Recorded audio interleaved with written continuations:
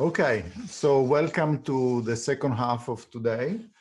We have two more papers, and we're going to start with retirement savings adequacy in US defined contribution plans, and Enrichetta Ravina will present. You have 20 minutes, and then Giulio will discuss afterwards.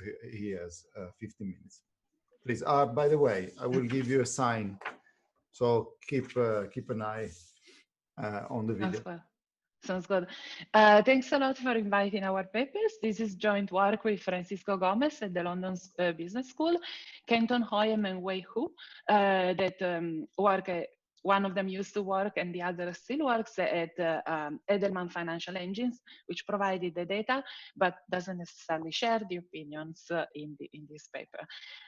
So what we do in this project is we're trying to evaluate retirement saving adequacy for a large panel of US workers that invest in 401k accounts. And we have seen over time, and I'll show you data from the US, a move from defined benefit plans to defined contributions. And the advantage of defined contribution, as you know, is that in theory, workers can pick their level of savings and the way the savings are invested. But the drawback of that is that if there is, lack of financial literacy, maybe inertia, behavioral biases, or other features, actually workers can potentially end up way worse off than they were under the previous scheme. And indeed, there are conflicting findings in the literature. So if you look at a set of papers, that is we pick the National Retirement Risk Index as a representative of those. So if you look at the ability of income at retirement to cover consumption needs, then you would have to conclude that a large fraction of the US population is not saving enough.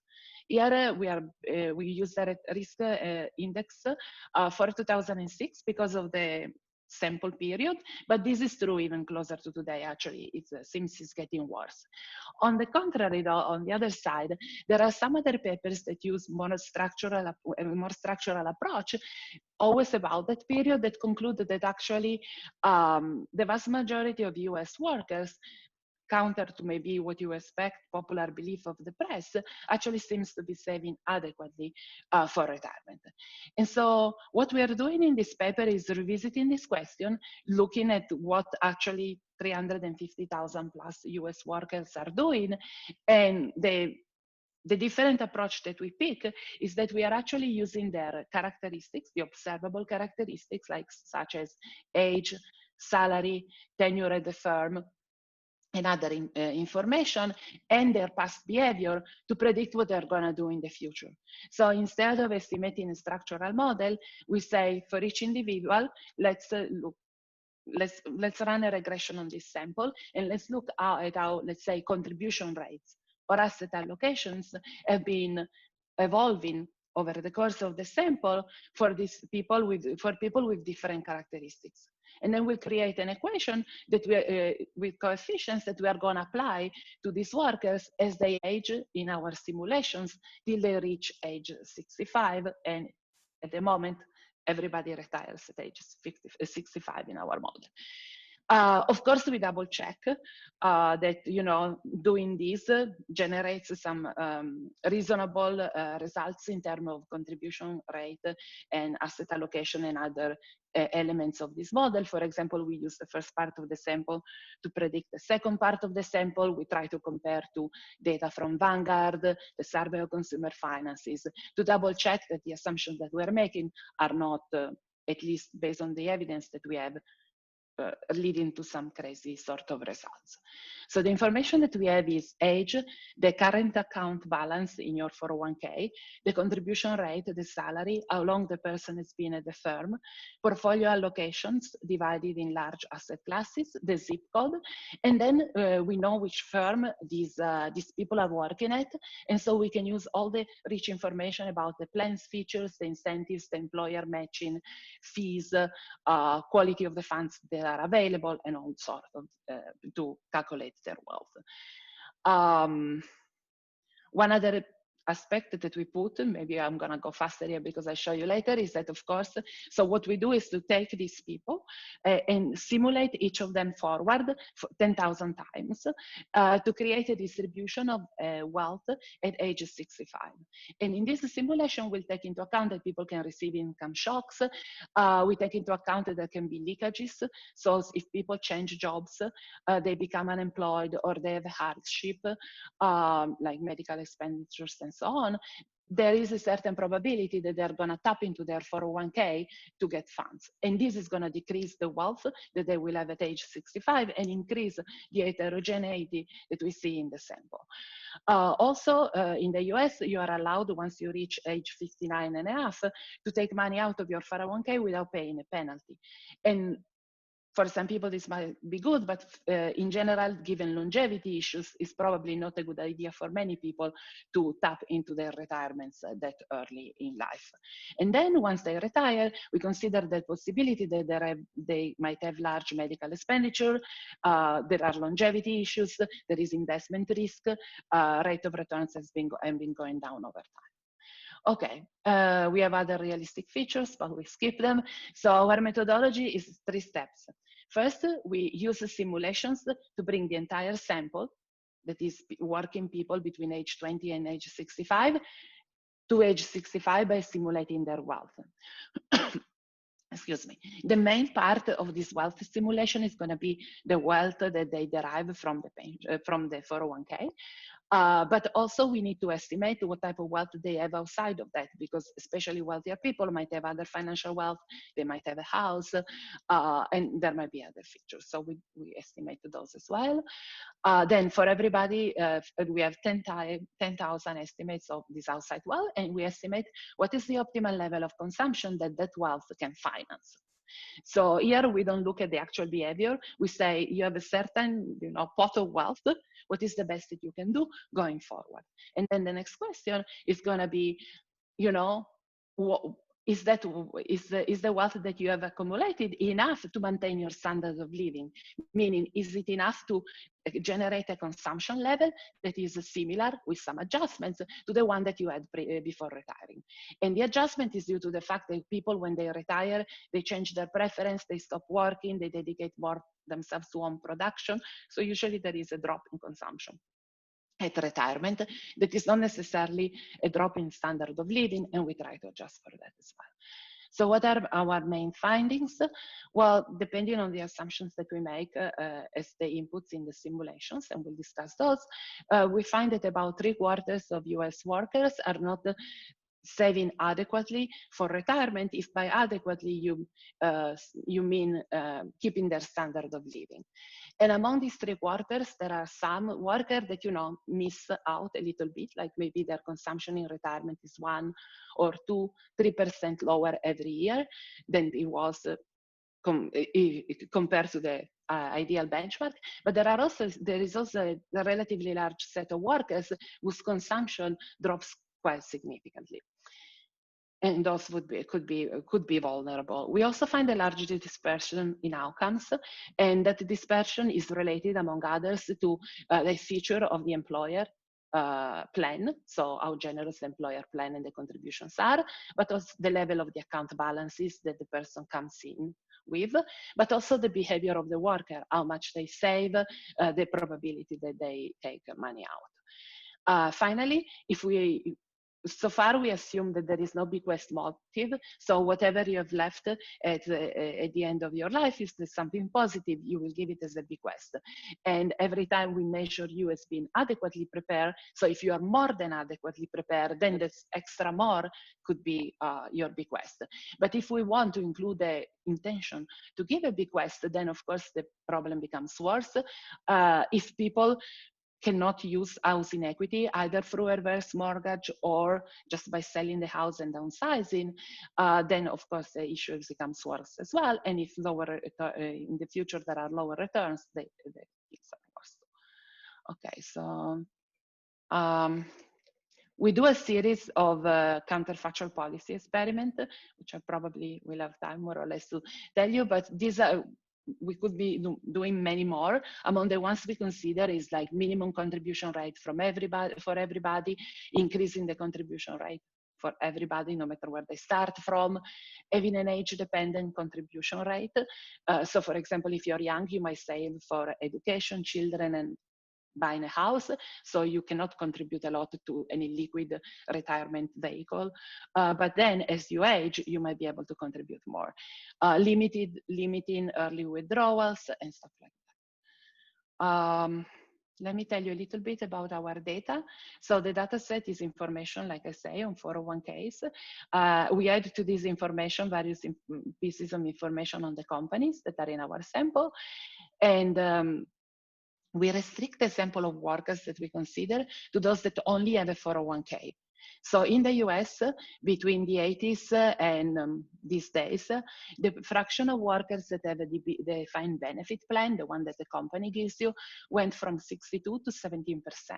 On the contrary, defined contribution plans, the one that we are analyzing, are on the rise from 12 to 73%. And then there is a small fraction of workers that actually have bought. So this is a selected subset of people because, well, first they have a 401k. Some people don't have a 401k at all. They have a 401k rather than a defined benefit plan, so that might make a difference as well, and they don't have both. But this is a growing category of workers, and so we figure at the first, for the first paper, we will analyze these people. Okay, so how does the simulation, the simulation works? So we take 10 minutes. We take every worker and we estimate their defined contribution wealth by starting at the account balance that we see in the sample, simulated it forward using contribution rate, asset allocation that come from estimating equations based on the past behavior and the characteristics of everybody in the sample and the starting point of that specific person in terms of contribution rate, let's say. We consider also employers matches, fees, and so on. We estimate income shocks from the PSID, and we estimate leakages probability, taking money out for various reasons, from various sources. And then what we do is, like, based on your characteristics, we estimate the probability that if let's say you switch jobs, you take the money out, and then conditional on taking the money out, what is the likely fraction of your account that you take out? Then we reaggregate all the data and we compare them to Vanguard, which also provides information about this type of leakages to make sure that once we aggregate back, we get reasonable aggregate results, and we do. So the wealth evolves I think in standards way. You can invest in stocks and bonds for the moment, and the stocks and bonds are calibrated based on CRISP or an index of bond types. And then you can invest in cash or the risk-free rate. You invest in your retirement account by your own contribution and by the contribution of your employer. So this is your own contribution and this is the contribution of the employer. This is showing you how we pick these evolution equations in the sample. We do some robustness analysis and then we try to trade off the R-square of the regression with a specification that is simple enough for our simulations. So this is how it looks like. So for example, this is the employer contribution, and here's the classical kinks, you know, the employer contribution 100% up to, let's say, 3% of your salary, 50% up to 6%, and so on. And so this is all in the simulations. Okay. All right, so at that point, we've done the simulation, we have the retirement wealth, but then we need to deal with the issue that we don't observe, let's say, your housing wealth. So what we do is we go to the health and retirement study. We focus on the people that are between 62 and 67, so close to their retirement age, and we try to create, estimate a link between retirement wealth and these other types of wealth. So in this case, housing wealth. So for the housing wealth specifically, what we do is we say, okay, what is the probability that based on your characteristics, you are a homeowner at age 65? Then we also estimate, we see the zip code where you live, and we use Zillow data to estimate forward the value of your house. And actually, we are comparing the value of the house in the HRS to the value of Zillow, and they're really, really close. So this makes us optimistics on this. Then once we do that, we combine everything and we create a loan to value in the house at age 65. So on average, the loan to value for these people is 27%. Most of the people in our sample and in general have already paid down most of their mortgages once they retire. The median is actually 5%, but there is a fraction of people that are actually highly indebted yet. Then we estimate the optimal consumption in retirement. So once you have all this type of wealth, so I show you the housing wealth, but we also estimate financial wealth in taxable accounts. We estimate social security wealth, the effect of Medicare and Medicaid, taxes, and everything else that you might have. Then we estimate how much you can consume through this. And this is a standard. We consider the you pick optimal consumption, taking into account longevity risk, the fact that there could be out-of-pocket medical expenditures beyond Medicare and Medicaid.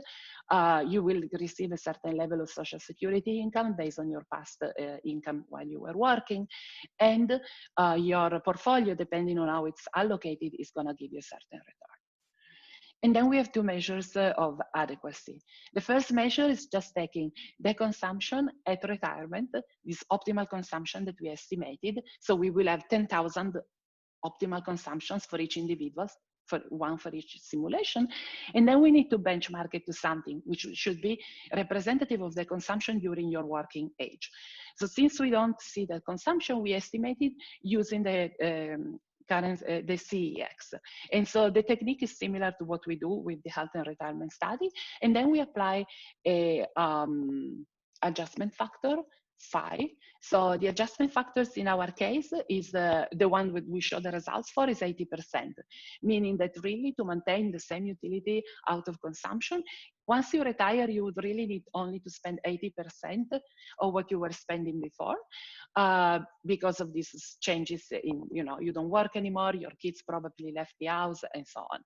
But you can change this phi very easily by remultiplying, and you can see the results with your favorite one.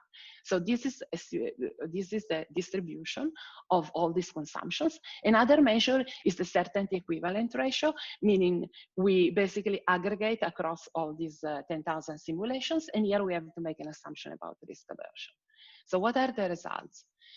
So if we look at the distribution of workers, so the row that I have highlighted is the median worker. Is the worker then, when we rank people by retirement wealth, total wealth actually, at retirement, stands at the 50th percentile position. And here what this is telling us is that there is a 40% probability that the CRRR, the consumption replacement ratio, is equal to 1, meaning that your optimal consumption in retirement that you can sustain with your wealth is about 80% of your consumption before, so you are considered to be adequately saving for retirement.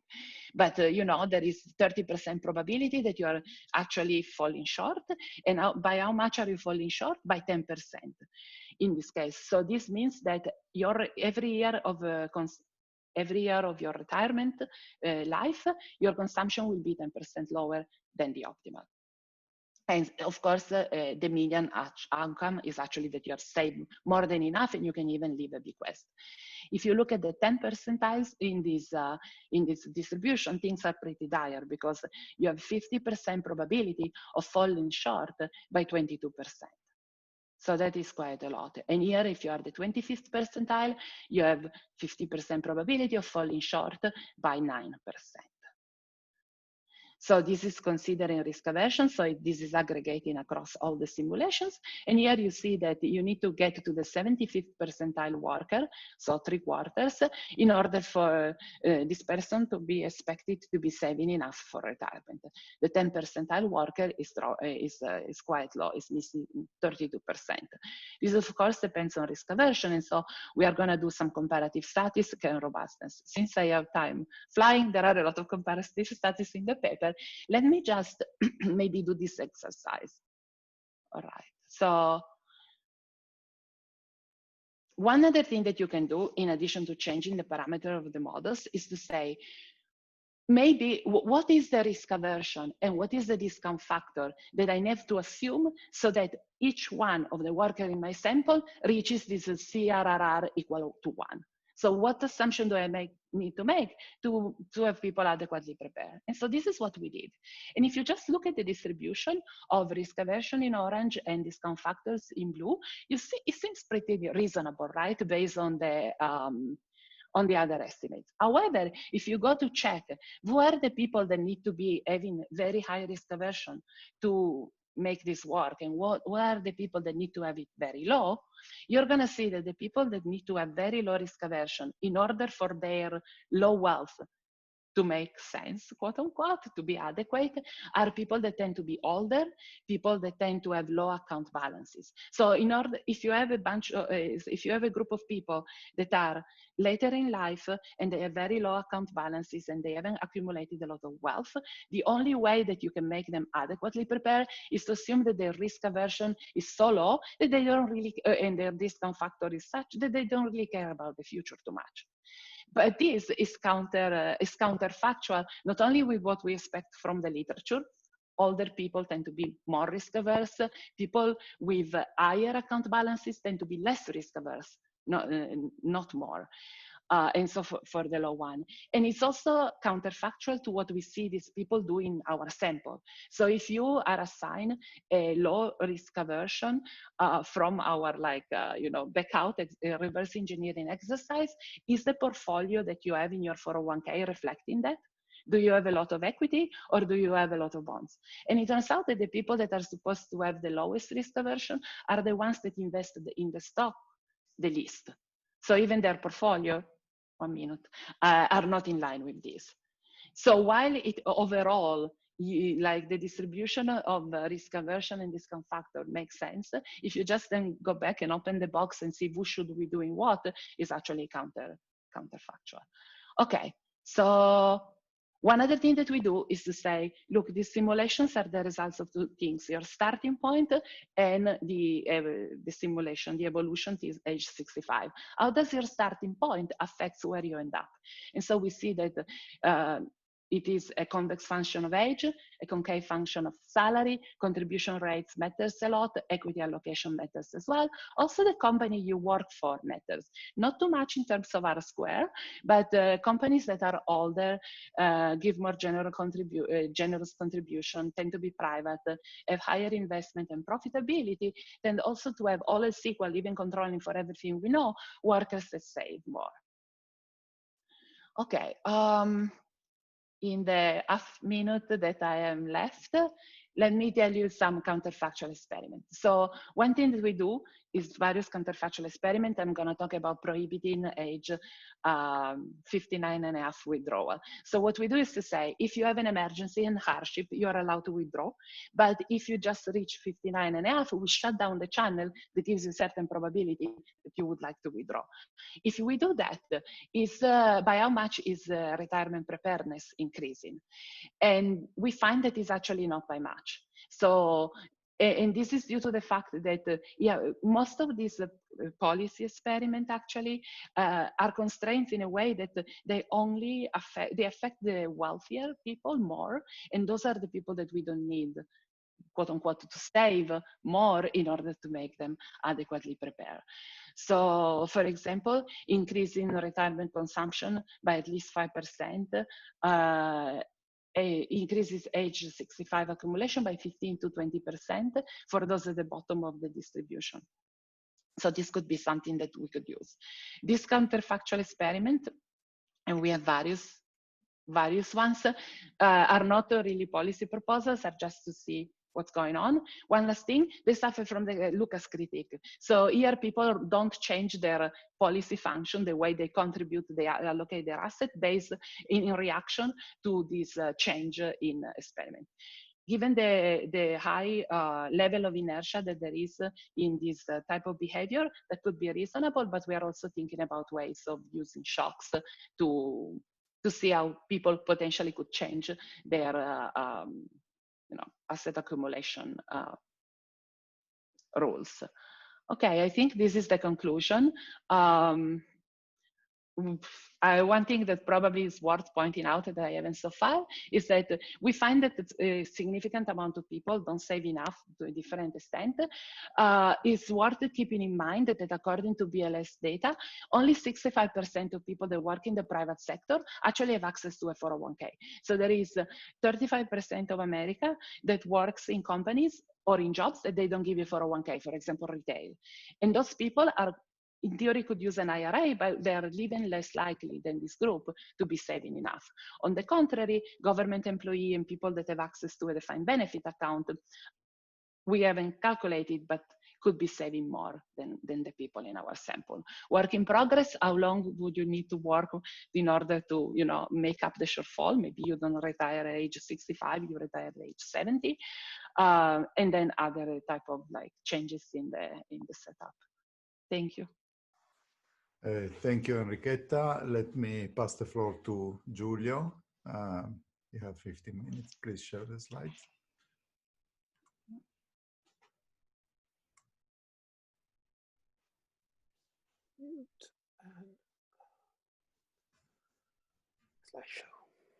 Okay.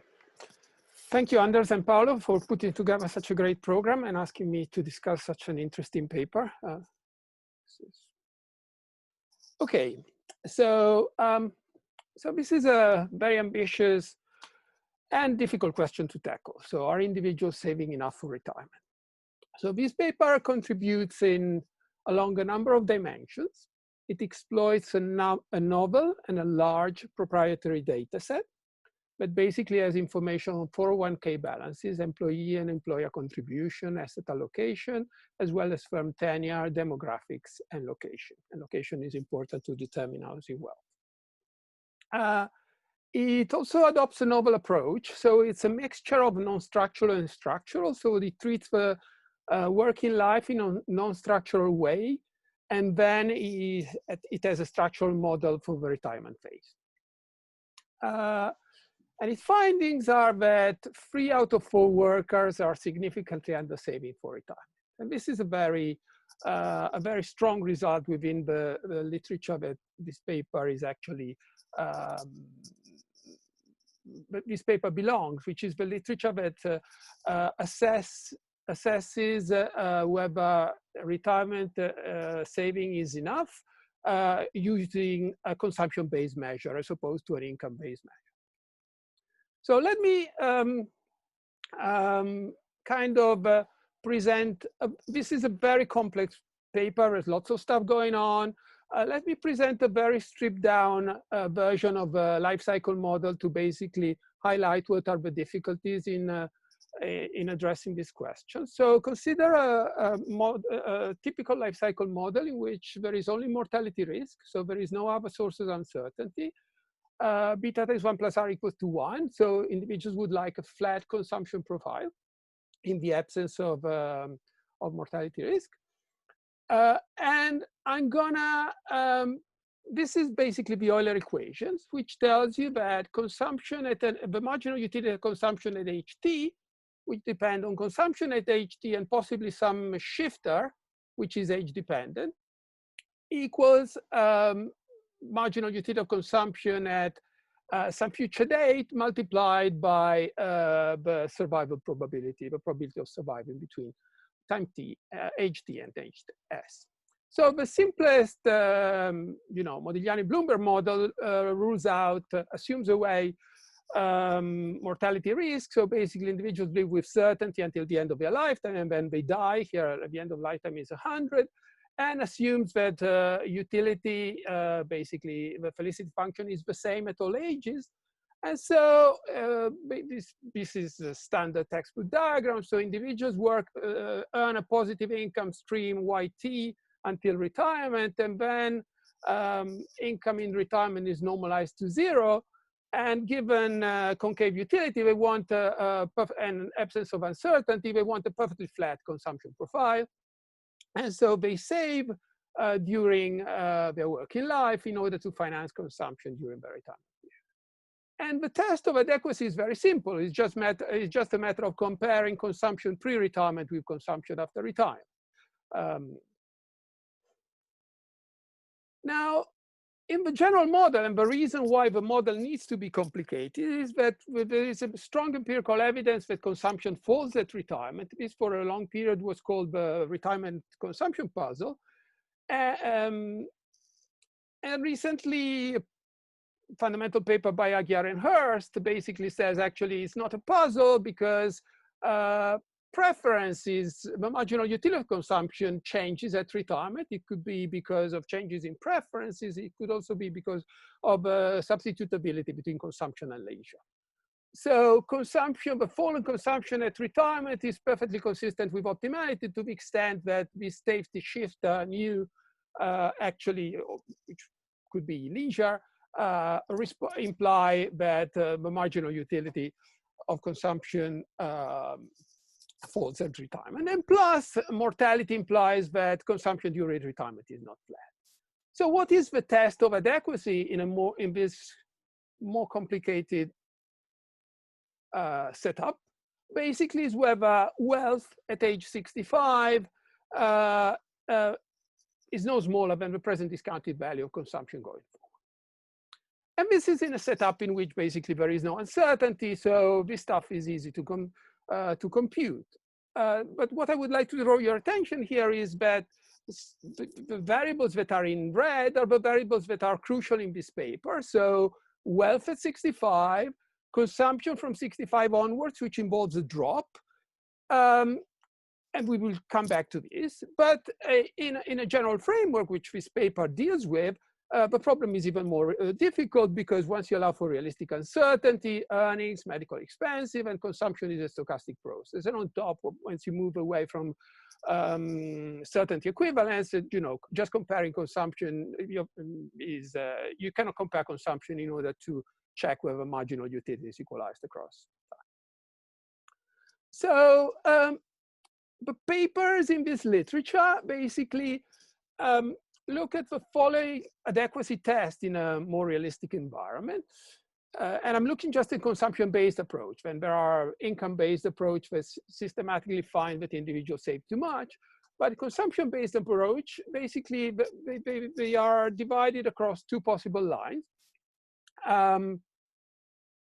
In one case, the fully structural model, the typical paper is Schultz, Seshadri, and Kitakatra, basically simulates a full life cycle model, fully structural model, and compares simulating optimal wages, wealth holdings at all ages, comparing to wealth in the data. And this can be done. It uses VHRS, so all these data are available. And it's well known that the results are sensitive to the modeling assumption.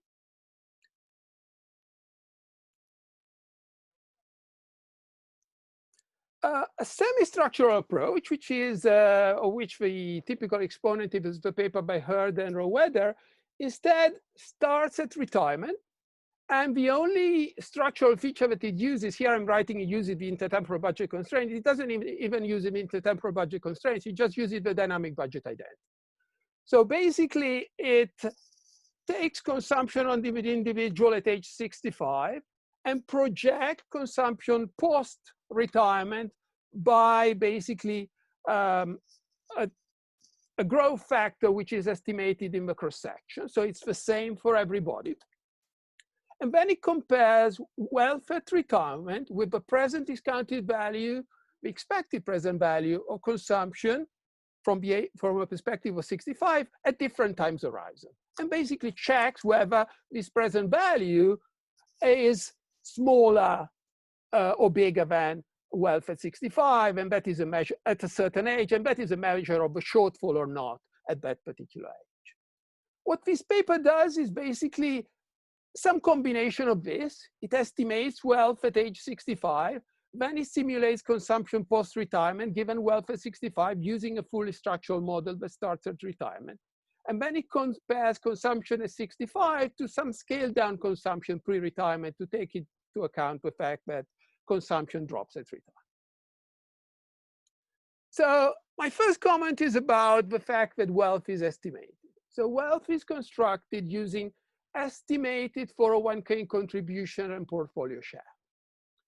So this basically the process for the distribution of portfolio shares is estimated in the cross-section, both there are individual-specific intercepts.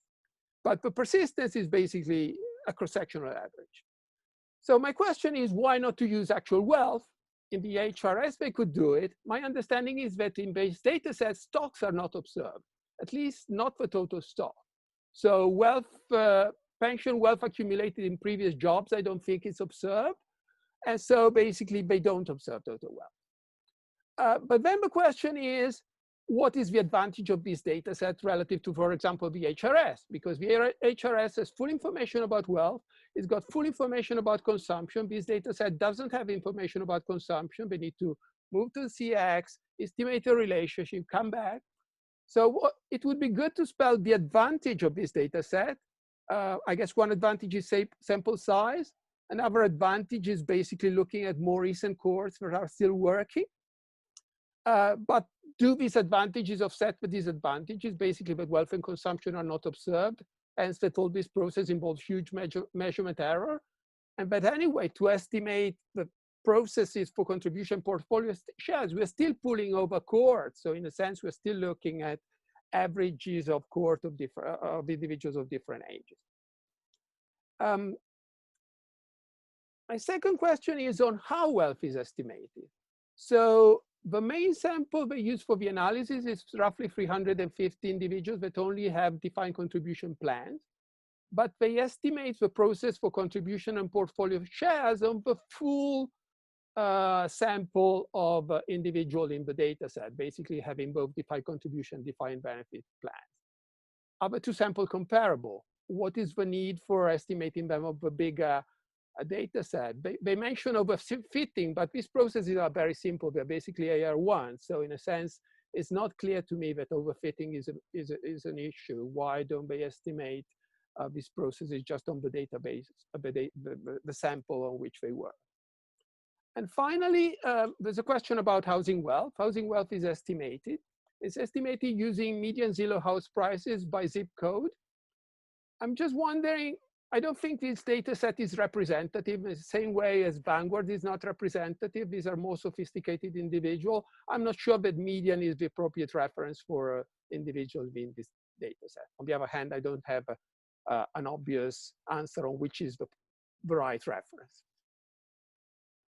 So let me now comment on the concept of optimality. So optimality here is defined as basically an Euler equation holding between consumption at some pre-retirement age t and age t plus and retirement age 65, where you see that consumption at age t has got a hat on top because it's estimated, it's not in the data set. So it's not really the individual consumption, but an estimate.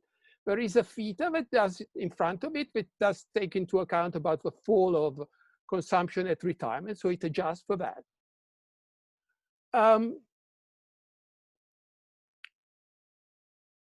Now, the structural model does not seem to allow for married couple. The problem, the optimization problem I see does not have married couple. It doesn't have the mortality of one of the partners. Yet, in estimating wealth, we basically treat everybody as married because they don't observe in the data set whether individuals are single or married. So it seems to me that the structural problem at retirement should basically be the problem of a married couple. The second point is that the data set doesn't have consumption. So consumption in the data set is imputed by a relationship between consumption and salary squared at age estimated on the CX. But this is basically, you know, a Keynesian consumption function with an age-specific intercept and a quadratic term. And, you know, consumption depends on permanent income, not on current salary. So estimating consumption this way seems to me, you know, debatable. But I understand they don't have consumption in the data set. But, you know, this is an important issue. Also because suppose that salaries are above average relative to permanent income.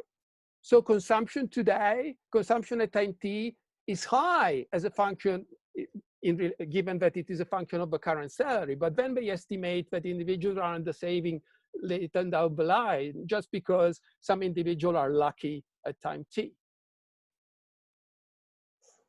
And finally, I think that in the optimality measure, it's not clear to me at a certain point they have a discount factor, but in many of the equations, they basically said beta times 1 plus r equals to 1. I don't know whether in the solution actually beta times 1 plus r is different than 1, but if beta plus r for sun is actually assumed to be 1, clearly it rules out that individuals are myopic, so they optimally want a downward sloping consumption profile. So the fact that consumption is lower down the line might actually be consistent with optimality. I don't think this is a big problem. Usually there is a huge myopia in the typical model, but I'm just raising it here. So the other point is the saving matrix. So from this optimality condition that the marginal utility of consumption at any age t pre-retirement must equal the expected marginal utility at retirement, they derive two metrics. Enrichetta didn't have time to go through the metrics, but I think the metrics are important. So the first metric is the consumption retirement replacement ratio, which is the ratio between consumption at 65 and the adjusted consumption at age t. And they deem that saving is adequate if this ratio is bigger than 1 for each possible history omega. Okay? Now let me look at the implication of optimality plus rational expectation. Optimality plus rational expectation implies that the Euler equation above holds without an expectation, but with an error, where an error is mean 0, conditional on the information set available to the individual at time t. Now you immediately see that that condition does not imply that the CRR omega is 1 at all times. Whenever epsilon is negative, consumption when at time t is higher than consumption at 65, just because the individuals were unlucky. So if adequacy is measured by CRR, if you find that a number of people are have a CRR omega less than 1, then lots of people should have. If the distribution is symmetric, 50% of people should have a CRR omega less than 1, just because that epsilon has got a distribution with 50% probability negative and 50% probability positive. The other metric is the ratio between the certainty equivalence at age 65 and the scale consumption at age t being greater or equal to 1. Now, the certainty equivalent is defined as the value of consumption at 65 such that if given with certainty equal utility at 65 equals expected utility under the lottery over omega.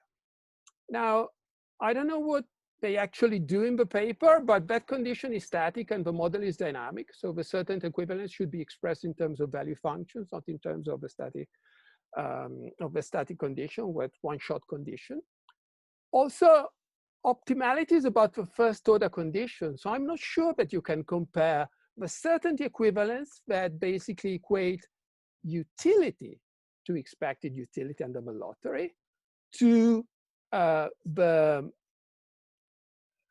pre-retirement consumption, the scale consumption at time t. Those are two different concepts. The third comment I think is basically wrong. I hadn't understood. I thought that the history where history is going forward from 65 onwards, but in fact I understand that the history. I understood from Enrichetta's discussion that the histories are basically from t to 65, but then. Giulio, yeah, you should drop up. Okay.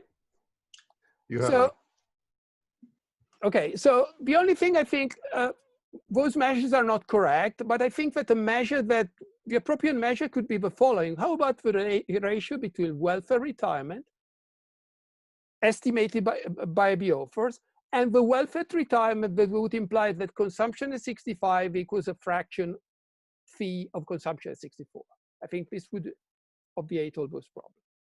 And also I think that the authors should basically try to identify which modeling assumptions are driving the big differences between what they find and the reference literature they belong to, because most of this literature finds that saving is adequate, while they find that saving is grossly inadequate. And I stop here. Thank you very much. So we are a little bit, we're quite a bit over time actually. So I just I just let Enrichetta quickly say something about respond quickly to a few of the comments. So thank you very much for the discussion. So some of the things we are going to do, some things are on our to-do list, some are not yet, but we'll put them on the to-do list. Finding the model assumptions that justifies the difference between our results and the results of the literature is actually high on the to-do list.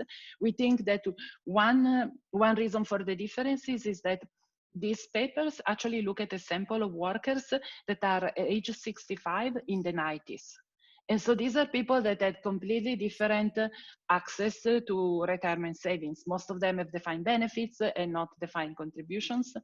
Like in the Schultz eco-author papers, for example, Social Security plays a big role in protecting the very poor. And this is not likely going forward, but we should definitely do more work on this.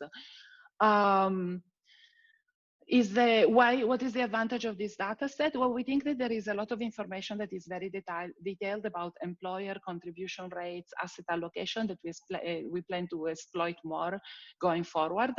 For the assumptions that, like when we use other data sets, we try to compare to see if they aggregate well, and they are similar, and they are. But I agree with you that we plan to do more work on those things. Anything that I forgot, maybe if there is time later, I'm going to say it. Okay, thank you. I remind everyone we have a breakout room at the end, so we can continue the discussion.